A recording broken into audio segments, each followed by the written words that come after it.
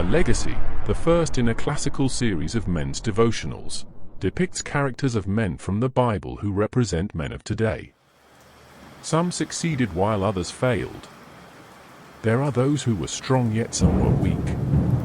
There is the spiritual and carnal. Kings, rulers, princes, and patriarchs, all of whom men can identify with.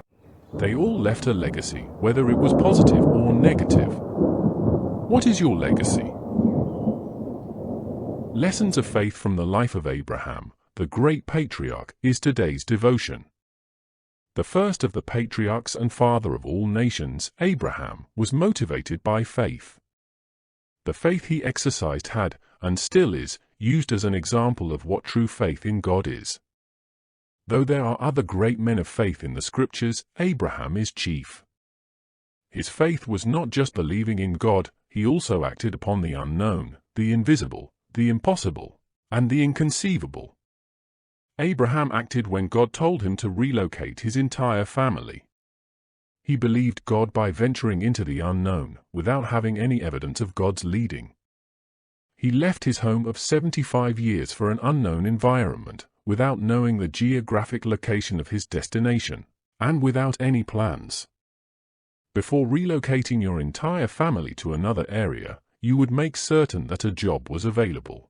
You would arrange for suitable accommodation and investigate the demographics to provide an easy transition for your family. However, God told Abraham to leave first and he would show him the place of his destination. For mortal man it is not practical to live on a promise, yet Abraham lived on a 25-year-old promise. In reality, many men would have given up waiting for an heir. They would have had children out of wedlock, or be resigned to their fate. Additionally, their faith would have weakened. It is difficult to have faith in something you cannot visualize. Promise after promise, Abraham waited in faith. He never gave up believing in the promises of God.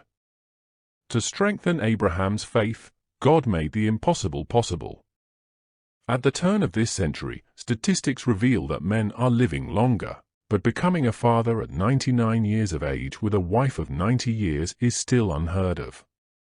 It would have been easier for Abraham to believe had he received the promise earlier, but to establish a firm faith, Abraham was made to wait, to witness that God is true to his word, even in the most unfavorable of circumstances.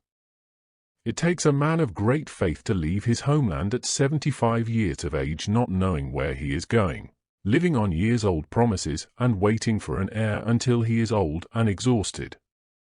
If you believe, and are willing to have the same faith as Abraham, God is willing to extend the same promises to you as he did Abraham. Remember, it takes a man of great faith to father a child at the age of 100 and to remarry at an even later age and father more children. Think what you can do with such faith. For all the promises of God in him are yea, and in him amen, unto the glory of God by us. 2 Corinthians 1 verse 20.